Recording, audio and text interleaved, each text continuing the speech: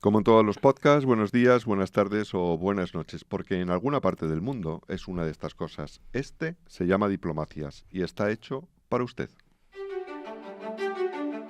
We will make America great again. 向洛佩斯总统 There is no planet B.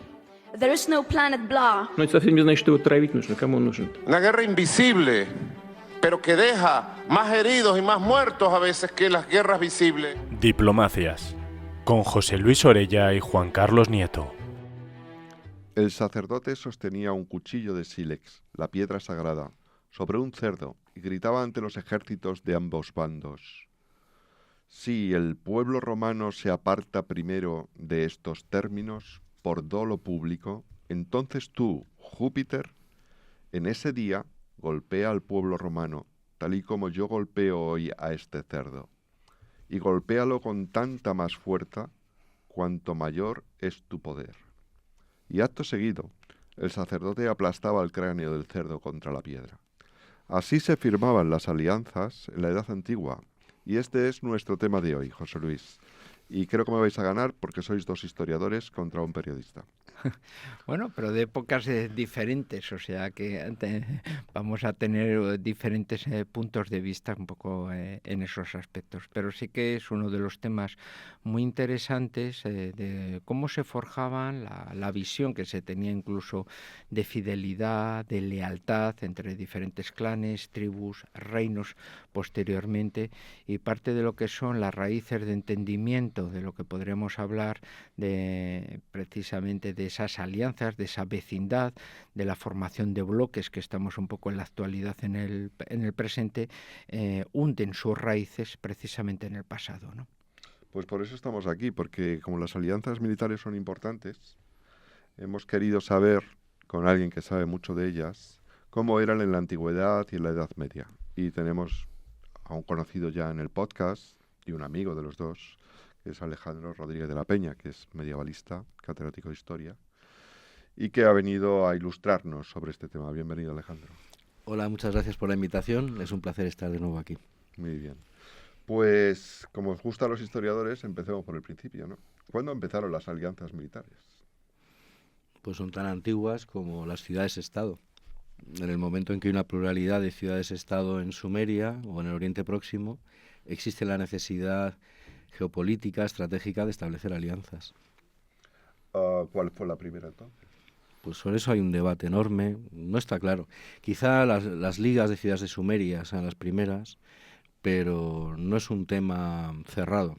Puede aparecer una tablilla cuneiforme que cambie completamente la cronología. En cualquier caso, al hilo de la cita que hacías al comienzo del programa, terrible, que es terrible, revela muy bien el carácter sagrado de estas alianzas, donde los dioses son testigos, garantes, y donde vemos cómo lo sagrado, lo sobrenatural, lo penetra todo. Si la política está absolutamente imbuida de lo religioso en el mundo antiguo, o sea, la antigüedad clásica como la antigüedad Oriente Próximo, las alianzas militares no son diferentes. O sea, que la gente se aliaba, pero no solamente entre ellos, sino que se aliaba en un marco que era distinto del de ahora, ¿no? Era un marco en el que los testigos eran los dioses. Testigos y a veces los propios aliados, porque hay un concepto que es la Pax Deorum, que es del mundo romano, donde los romanos establecían contratos y alianzas con dioses, como si fueran sujetos de derecho. ¿Ah, sí? Sí, sí. El pueblo romano tenía alianzas, no solo ponía como garante a sus dioses en sus pactos y en sus acciones políticas, desde la inauguración del año de un cónsul, cualquier cosa estaba imbuida de lo sagrado. Es que aparte tenía la noción del contrato con los dioses. ¿Y si no cumplías? Pues había un castigo, claro. ¿Qué tipo de castigo? Pues los dioses se tomaban les daban su merecido, esperaban un terrible castigo por parte de los dioses si no cumplían, que es el espíritu del texto que has leído al principio. Claro. Aunque en Sumeria las primeras ciudades-estados son cuando se hacen este tipo de alianzas militares, porque claro, el estado normal era la guerra, ¿no? Claro. Entonces, ¿cómo no va a haber alianzas militares cuando el estado normal no es la paz, sino la guerra? Pero la primera y más famosa es la de Delos, ¿no? Explícanos un poco. La Grecia clásica hay una cuestión que es interesantísima, que es el surgimiento de alianzas militares permanentes. Ya no ad hoc, sino permanentes. Y es verdad que la Liga de Delos es la primera, que es una simmaquia, una alianza militar defensiva y ofensiva, pero me gustaría insistir en que tiene un precedente en las anfictionías, es decir, las ligas sagradas, que son ligas relacionadas con los dioses, en este caso para proteger un santuario, el santuario de Delfos. Por ejemplo, no confundir con Delos, una cosa es la Liga de Delos, otra cosa es la anfictionía de Delfos. Delfos es el santuario, como es sabido, de Apolo, y se creó una alianza de ciudades-estado griegas para proteger el santuario de Delfos. Se llama anfictionía, una liga sagrada con los dioses para proteger un santuario, y es más antigua todavía que la Liga de Delos. En cuanto a la Liga de Delos, es una alianza que inicialmente crea Atenas con una serie de ciudades-estado, llegó a tener en su momento de máximo apogeo 173 miembros, lo cual es enorme, una liga enorme, para luchar contra los persas. Pero sería interesante entrar en esta Liga de Delos, porque a mí me recuerda en muchos aspectos a la OTAN. Es una especie de prefiguración de la OTAN, ya veremos en qué aspecto, pero sí querría decir, antes de entrar en profundidades sobre la Liga de Delos, que hay más ligas. Está la Liga del Peloponeso, que es la que forma Esparta para hacer frente a la Liga de Delos, que recuerda un poco al Pacto de Varsovia, y haciendo analogías forzadas, por supuesto. Luego está la Liga Aquea, que es una liga que se crea en el Peloponeso y que será Roma la que acabe con ella. Y está la Liga Helénica, que fue una alianza que duró muy poco, pero que englobó a toda Grecia contra los persas. Luego los griegos estaban acostumbrados a establecer alianzas permanentes que tenían un tesoro común, que de alguna manera establecían unos tratados y un consejo. Por ejemplo, la Liga de Delos o la Liga Aquea tenían un consejo estilo las alianzas internacionales permanentes actuales. Que se llama consejo. Que se llama consejo, el famoso Consejo Atlántico, en fin. La cuestión es que si yo quiero buscar en la historia un precedente de las alianzas militares del siglo XX, donde tengo que buscar es en la Grecia clásica. ¿Y cuáles serían las raíces? Me explico. Son por afinidades, quiero decir que la del Peloponeso con el régimen especial de los espartanos siempre van a buscar las alianzas en las ciudades de tipo aristocrático y por lo tanto no en las democráticas como sí lo hacía, por ejemplo, Atenas, o hay otro tipo de funciones como en otras áreas que era más bien por el modelo de vida. Esencialmente las primeras alianzas, por ejemplo, en el ámbito mesopotámico, son más bien ciudades sedentarias, protección de sus cultivos frente a los pueblos nómadas, guerreros, ganaderos, que van a arrasar y a obtener por depredación lo que no pueden obtener de manera natural, ¿no? Entonces, es que hay de todo tipo esas alianzas, o en el mundo helénico son principalmente ya un modelo de afinidad política, mientras que las otras eran de modelos, podemos decir, de vivencia y por lo tanto de supervivencia, ¿no? Pues está muy bien visto. En mi opinión, las dos cosas son ciertas en Grecia. Es decir, la Liga de Delos, como sabes muy bien, es una liga esencialmente marítimo-mercantil, de ciudades entregadas al comercio, ciudades apoyadas en el comercio, podemos decir, internacional, entre comillas, porque lo internacional en esta época no existe, pero para que nos entiendan, y que además se apoya en el poder de los mares, en una talasocracia, ¿no? Talasocracia. Exacto, una talasocracia. Por tanto, tiene que ver con el modo de vida, mientras que las ciudades de la Liga del Peloponeso, luego de la Liga Aquea, son más agrarias. Luego el modo de vida, al igual que ocurría en Oriente Próximo, como dices tú, José Luis, tiene mucho que ver. Ahora bien, al mismo tiempo, en efecto, Esparta suele apoyar regímenes oligárquicos y Atenas suele apoyar regímenes democráticos. Pero me gustaría que hacer una precisión. Al igual que sucede con las supuestas podemos decir, tendencias ideológicas de las alianzas internacionales actuales, aquí se aplica la Realpolitik. Es un hijo de puta, pero es mi hijo de puta, ¿no? ¿En qué sentido? Con perdón de la audiencia. Eso lo dijo Nixon, no nosotros, hay una duda sobre la atribución, hay un debate sobre quién lo usó, pero no se sabe quién lo dijo que no primero. Es la nuestra, desde luego. El tema es que esa forma de ver la política se aplica, por ejemplo, a la Liga de Delos. En teoría apoya democracias, pero cuando las democracias votaban salirse de la Liga de Delos, democráticamente la asamblea, el ágora ateniense, votaba exterminar a la población de esa ciudad que democráticamente había votado que no quería participar en la Liga de Delos. Democracia, pero hasta... Exacto. Luego, con matices, ¿no? Pero ¿había algo ideológico que pueda ser análogo a lo que hay en nuestros tiempos? ¿O? Sí, lo que ha dicho José Luis. En general, Esparta apoya oligarquías. Pero quiero decir, ¿había derechas e izquierdas? Sí, en el sentido de, esto lo explica muy bien Tucídides en la Guerra del Peloponeso. En general, la ideología espartana son oligarquías de élites. En el caso de Esparta es una oligarquía, los espartiotas, que son 7.000 o 8.000 personas, es enorme, pero donde siempre hay una masa dominada. En el caso de Atenas se promociona la democracia popular. ¿Qué ocurre? Que, como digo, la realpolitik al final dominaba más, pero sí hay ideología. Se puede decir que hay una ideología más espartana, oligárquico-militarista, por así decirlo. Es como el Pacto Varsovia. Exacto, pero con una tendencia no a la expansión, sino a la defensa.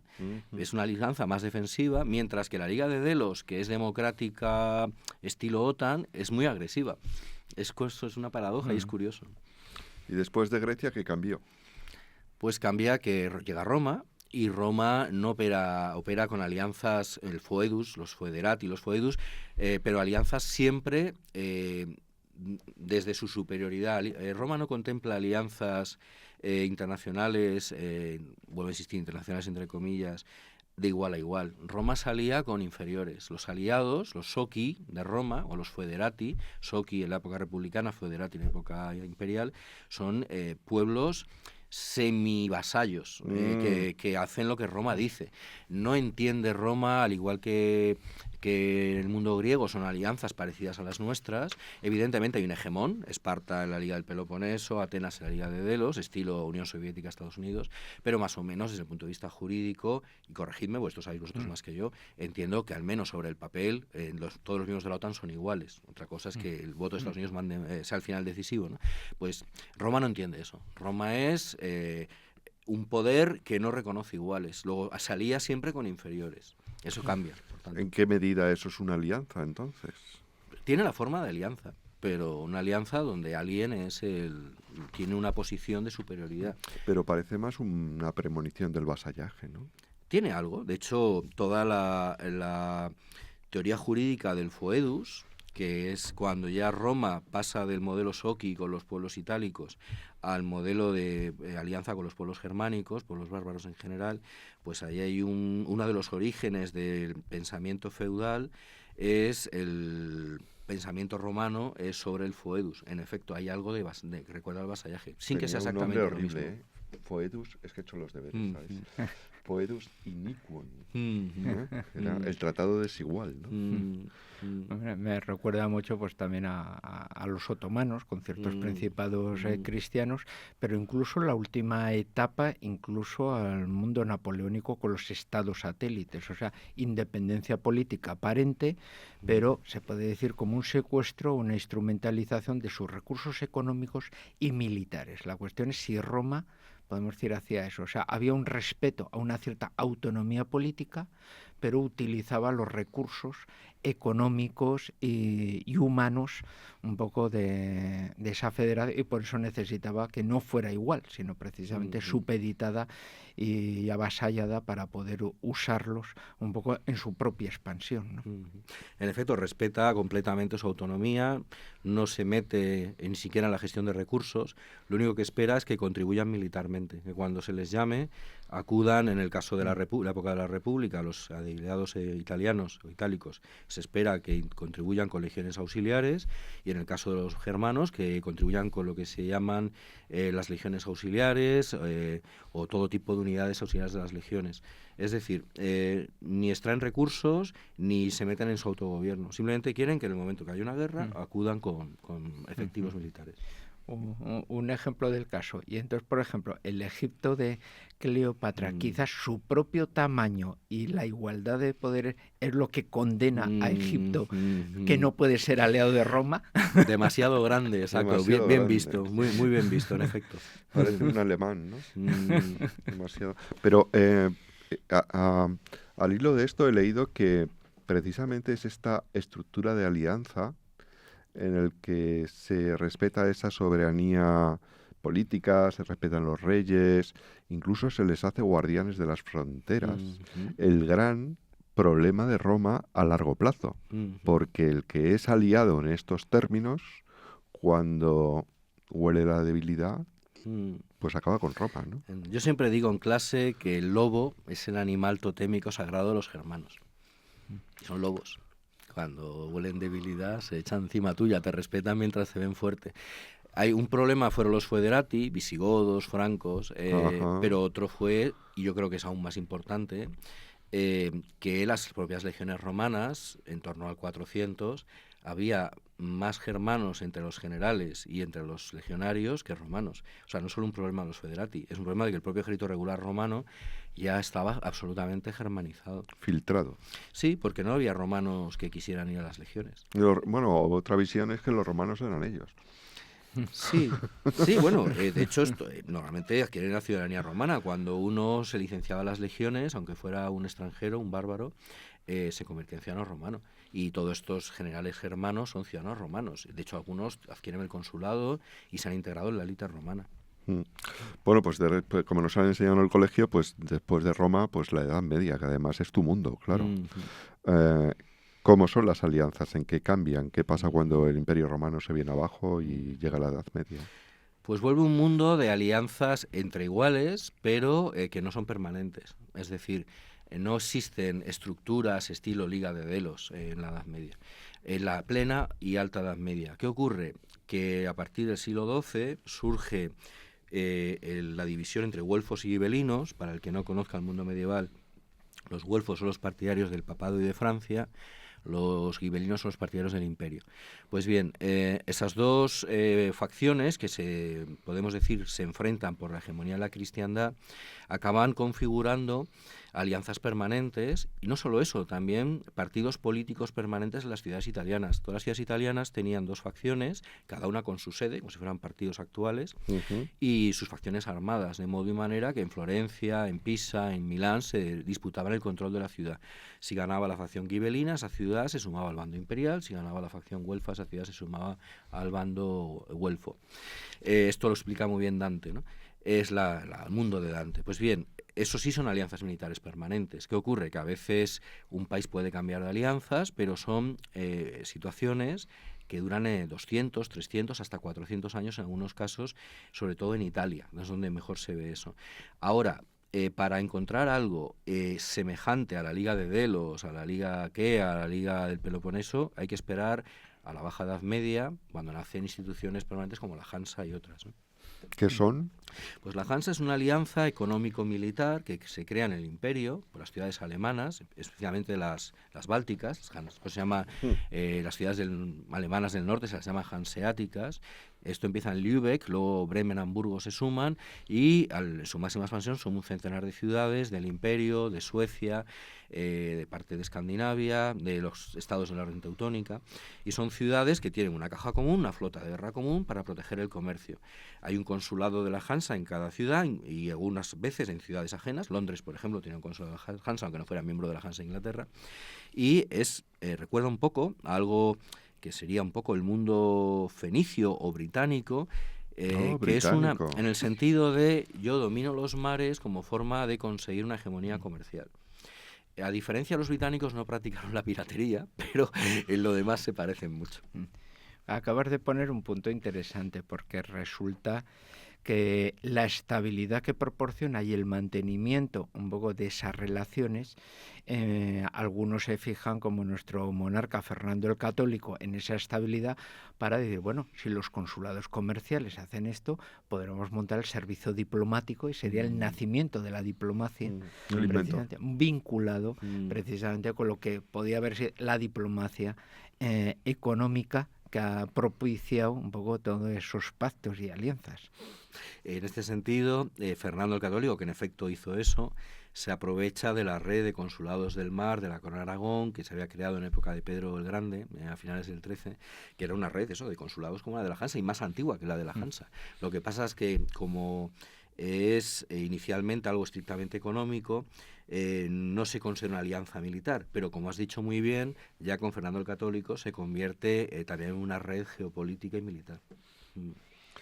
¿Y estas alianzas medievales se pueden comprender sin un cambio de visión para que los vínculos familiares, especialmente el matrimonio, jueguen un papel que va mucho más allá de la familia o del sacramento, etcétera, etcétera?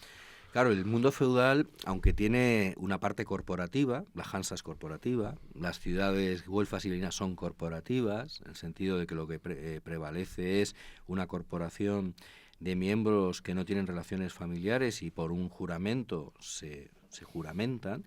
De ahí viene que cofradía, corporación, viene de confraternidad o coniuratio, jurar ser hermanos, aunque no seamos hermanos de sangre, somos hermanos por juramento. Eso es una parte del mundo medieval, pero aún más decisivo, todavía más decisivo que eso, es el linaje, porque esencialmente es una sociedad feudal.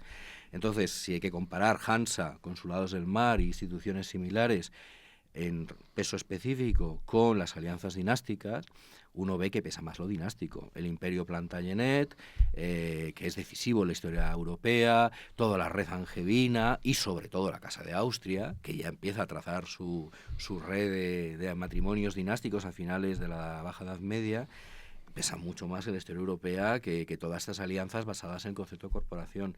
La familia es la protagonista del mundo feudal, el linaje.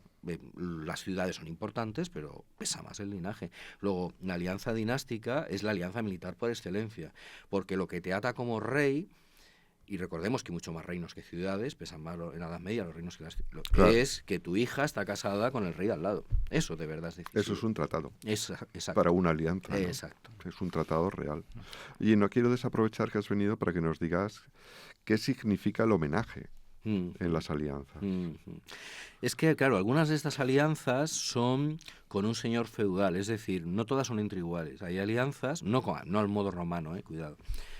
Aquí siempre prevalece la idea de lo contractual, de deberes mutuos, ¿no? No es que exactamente igual que Roma. Que en los romanos es contractual, pero siempre hay unas superioritas de Roma, ¿no? Aquí lo que sí nos encontramos es que tú puedes establecer una alianza con otro rey, con el cual estableces una alianza dinástica, matrimonio, pero luego a ese rey le haces el homenaje vasallático, reconociendo tu inferioridad. Es simbólico, porque a efectos prácticos la alianza es entre iguales, a efectos militares, pero a efectos simbólicos, a veces estas alianzas implican homenaje. Por ejemplo, el emperador, siempre que salía con alguien, exige el homenaje, porque él está por encima, ¿no? Y eso es una ceremonia que tiene mucho que ver con las relaciones feudales, en el sentido de que el vasallo hace un juramento y además hacen la immixtio manum, es decir, se juntan las manos y se dan un beso, es decir, es como si entrara a formar parte de la familia.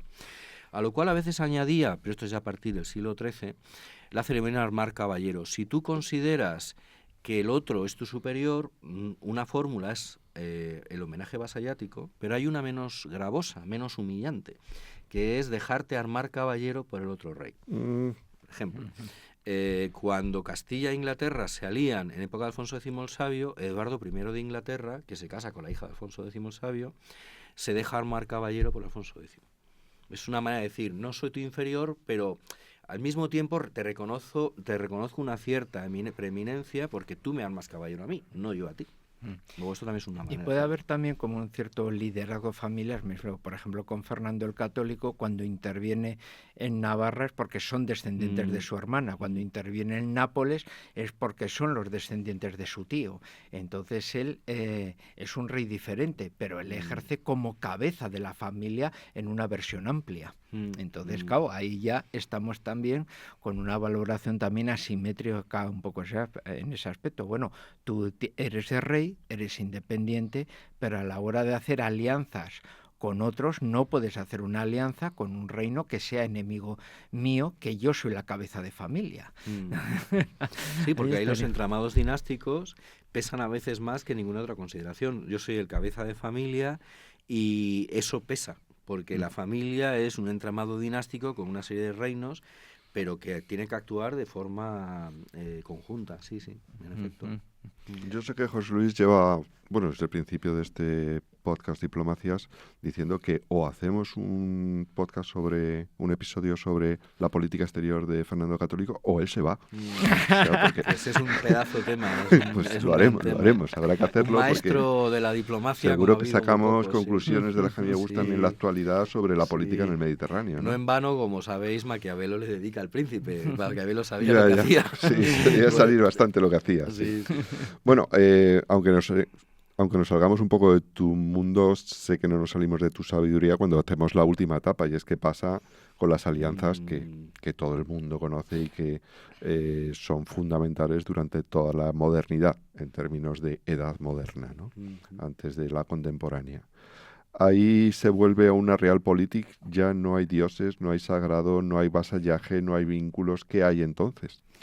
Bueno, depende de lo que consideremos edad moderna. Si por edad moderna consideramos el término oficial edad moderna, 16, 17 y 18, pues cuidado, las ligas que forman católicos y protestantes en el imperio, la Liga de Esmalcalda, por ejemplo, son ligas religiosas. Ya. Luego sí, ¿no? Pero sí, muy ¿no? políticas.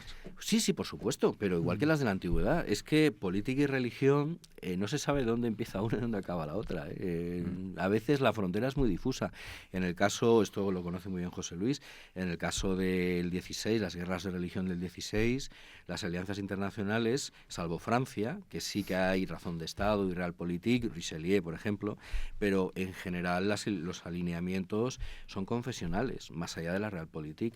La excepción es Francia, claro, para escándalo de sus coetáneos. Bueno, Francia es una estrecha aliada del Imperio Otomano y por lo tanto su lucha siempre es contra los Habsburgo, nunca contra el catolicismo, al cual siempre traiciona en sus diferentes versiones, sea Francisco I de Valois o sean posteriormente los Borbones a través de Richelieu. O sea que Oye, y ya para acabar, lo que tenemos ahora, las alianzas militares de la actualidad, ¿es un continuum o hay una ruptura y las de ahora son distintas por algo? ¿Qué se parecen y en qué son distintas a las alianzas antiguas? Bueno, yo en presencia vuestra no me atrevo a opinar de esto, porque sabéis más que yo de este tema. Yo mi impresión, escribí un artículo, La razón sobre esto, es que es verdad que se puede hacer un continuum. José Luis pues tienes que escribirlos en el debate. Sí. José Luis lo ha mencionado antes, ¿no? El tema de uno puede empezar las guerras napoleónicas, seguir Metternich, todo esto hasta hoy día, ¿no? Y estoy seguro que eso sería una argumentación muy sólida. Pero en mi caso, yo hago un triple salto mortal y me recuerda, vuelvo a insistir muchísimo, la dinámica de la Liga de Delos contra la Liga del Peloponeso, la dinámica Pacto de Varsovia, OTAN. Me recuerda poderosamente, leyendo Tucídides, la Guerra del Peloponeso, me encuentro en unos problemas geopolíticos actuales, no solo de época de Guerra Fría, sino incluso el enfrentamiento Rusia-Europa, ¿no? Y esto, claro, es hacer una analogía histórica con 2.500 años de distancia siempre es osado, ¿no? Pero es como yo lo veo, más allá de que se puede explicar probablemente con más solidez, empezando el relato en el Congreso de Viena, por ejemplo, y siguiendo hasta hoy día, ¿no? Pero yo veo ese parecido enorme, la forma de actuar de Atenas, que me recuerda enormemente a Estados Unidos, y la forma de actuar de Rusia, que me recuerda muchísimo a Esparta. Ya. Pues creo que hemos concluido. Muchas gracias por venir. Un placer. Yo creo que hemos sembrado un montón de sabiduría en un mundo en el que nadie entiende nada. Y algo habremos aportado. Muchas gracias a Ángela Taltabul en la imagen y en el sonido. Nos vemos en la siguiente. Esperamos que vuelvas, Alejandro. Ojalá me invitéis. Yo ya sabéis que estoy encantado. Muy bien.